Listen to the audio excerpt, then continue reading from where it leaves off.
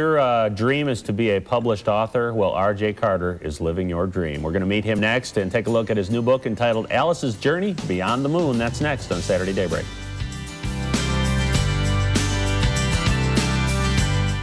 What's the fastest way to get big bucks?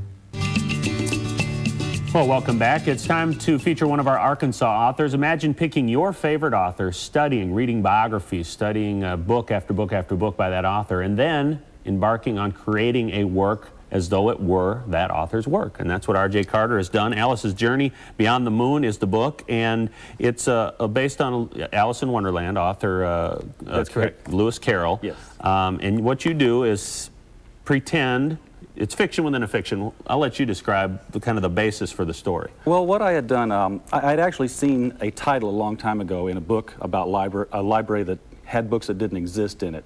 And one of the books on the shelf was Alice's Journey Beyond the Moon. I thought, well, that'd be an interesting book to read. But of course, it didn't exist. So what I did was I studied all of Lewis Carroll's writings. I studied his biographies, and what a lot of people don't realize is that Alice in Wonderland and Through the Looking Glass was a real character. She was Dean Little's second daughter, and he had told her this story along with her sisters on a boat ride in middle 1800s on 4th of July.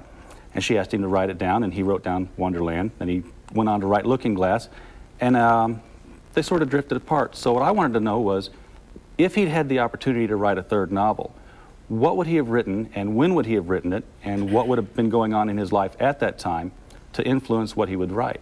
So the back of the book tells you that this is presented as a lost Lewis Carroll manuscript. That's correct. It's found behind some shelves at his church, and then, you know, presented as this book. But it's not. It's fiction within a fiction. It's all a lie wrapped around a fiction. I'll tell you, the funnest part that I liked about the book is, as you go through, the text of the book is in the middle, but there's tons of footnotes on each side, which are fact. They're based on history. They're based on Lewis Carroll's life. That's correct. And they include a lot of real nuggets that are factual on each side of the fictional work.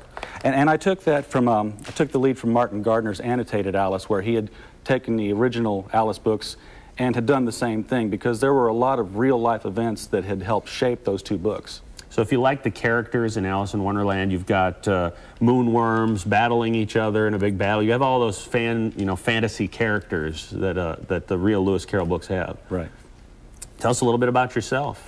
Well, I've been writing short stories for a good long while on the Zoetrope site. It's a writer's workshop that Francis Ford Coppola put out there. And I'd been sending them out here and there, not really having much success.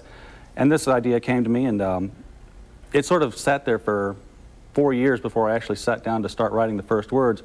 But once I sat and spent the year writing it and sending it off, I then knew the process of how to approach editors because of the short story work. And by the time I hit the second editor, I had presented it in such a way that they liked it.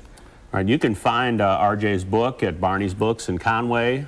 There's a phone number to call, 501-327-7704. It's also available at Amazon.com. That's correct, and you can also get it direct from the publisher, which is telos.co.uk. You mentioned the word success, and my last question would be, is this success in itself, just seeing your work in this form, or is success based on sales if you're an author?